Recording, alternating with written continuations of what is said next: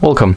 If you want to change notification sound in Xiaomi Redmi Note 9T, you have to go for the settings, scroll down to the sound and vibration, next pick notifications.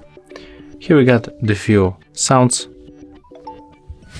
Let me volume up.